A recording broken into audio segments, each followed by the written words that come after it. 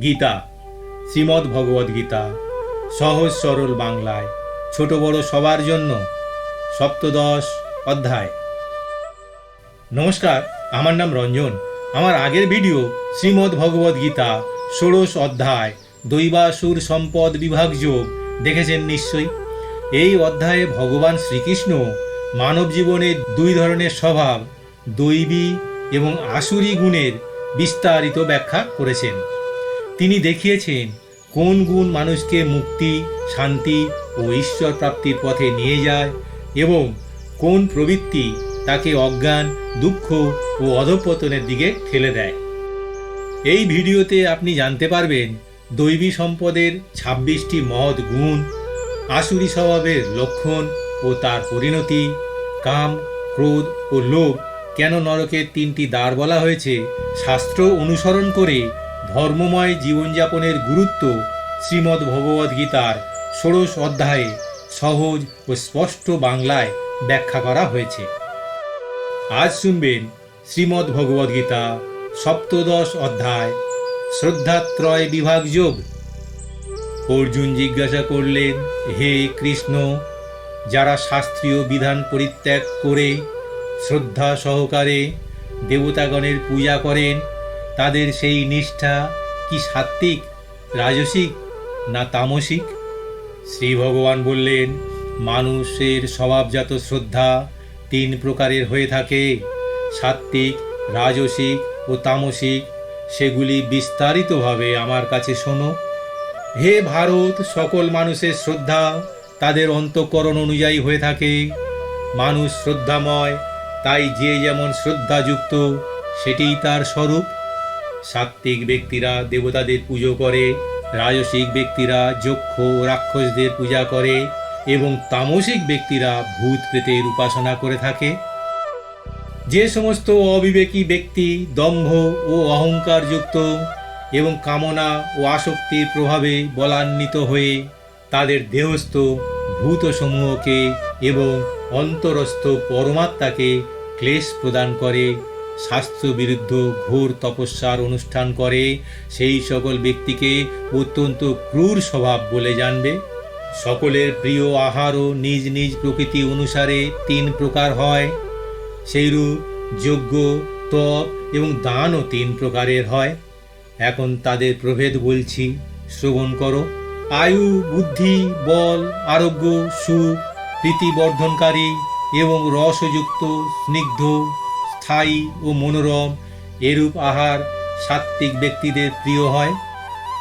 যে সমস্ত আহার অত্যন্ত কটু, অতি টক, অতি লবণাক্ত, অতি উষ্ণ, অতি তীক্ষ্ণ, অতি শুষ্ক এবং দুঃখ, শোক ও রোগপ্রদ, সেগুলি রাজসিক ব্যক্তিদের প্রিয়।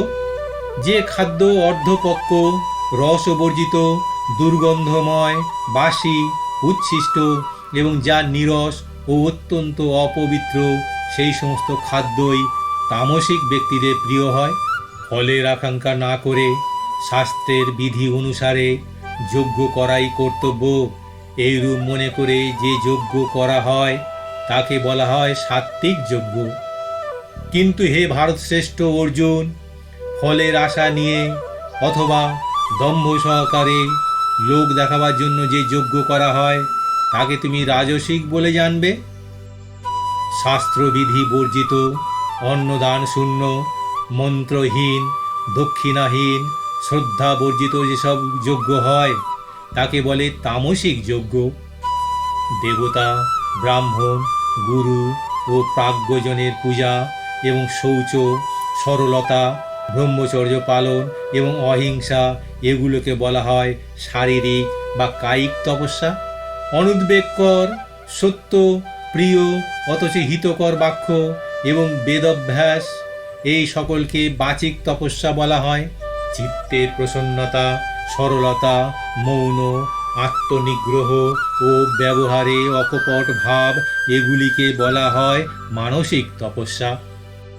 পরম শ্রদ্ধা সহকারে ফলাকাঙ্ক্ষা বর্জিত ব্যক্তির দ্বারা যে ত্রিবিধ কায়িক, বাচিক ও মানসিক তপস্যা করা হয় তাকে সাত্ত্বিক তপস্যা বলে। শ্রদ্ধা, সম্মান ও পূজা লাভের আশায় দম্ভ সহকারে যে তপস্যা করা হয় ইহলোকে যা কদাচিৎ ফলপ্রসূ, সেই তপস্যাকে রাজসিক তপস্যা বলা হয়। মূঢ়ের ন্যায় যে নিজেকে পীড়া প্রদান করে অথবা অন্যের অনিষ্টের জন্য যে তপস্যা অনুষ্ঠিত হয় তাকে তামসিক তপস্যা বলে। দান করা কর্তব্য বলে মনে করে প্রত্যুপকারের আশা না করে উপযুক্ত স্থানে, উপযুক্ত সময়ে এবং উপযুক্ত পাত্রে যে দান করা হয় সেই দানকে সাত্ত্বিক দান বলা হয়। কিন্তু যে দান ক্লেশ সহকারে এবং প্রত্যুপকারের আশায় অথবা ফল লাভের উদ্দেশ্যে করা হয় তাকে বলা হয় রাজসিক দান।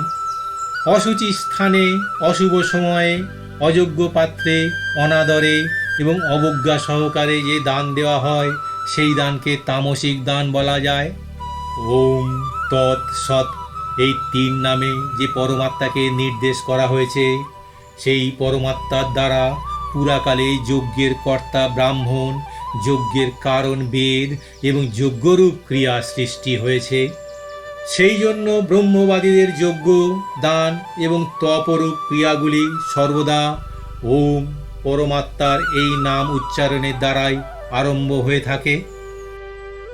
মুক্তকামীরা ফলের আকাঙ্ক্ষা না করে তৎ এই ব্রহ্মবাচক দ্বিতীয় শব্দ উচ্চারণ পূর্বক নানা প্রকার যজ্ঞ, তপস্যা, দান আদি কর্মের অনুষ্ঠান করেন। হে পার্থ, সদ্ভাব ও সাধুভাব বোঝাতে সৎ এই তৃতীয় ব্রহ্মবাচক শব্দ প্রয়োগ করা হয় এবং মাঙ্গলিক অনুষ্ঠানেও এই সৎ শব্দ ব্যবহৃত হয়। যজ্ঞ, তপস্যা এবং দানরূপ ক্রিয়ায় যে নিষ্ঠা তাকেও সৎ বলা হয় এবং পরমাত্মাকে উদ্দেশ্য করে যে কর্ম করা হয় তাকেও সৎ নামে অভিহিত করা হয়। হে পার্থ, হোম, দান, তপস্যা ও অন্যান্য যে কোনো কর্ম অশ্রদ্ধা সহকারে অনুষ্ঠিত হয় সেই সব কর্ম অসৎ বলে অভিহিত হয় এবং তা ইহলোকে ও পরলোকে ফলদায়ক হয় না। ইতি শ্রদ্ধাত্রয় বিভাগযোগ নামক সপ্তদশ অধ্যায় সমাপ্ত। লাইক ও সাবস্ক্রাইব করে দেবেন প্লিজ, তাহলে গীতার পরবর্তী অধ্যায়গুলো একের পর এক চলে আসবে আপনার কাছে।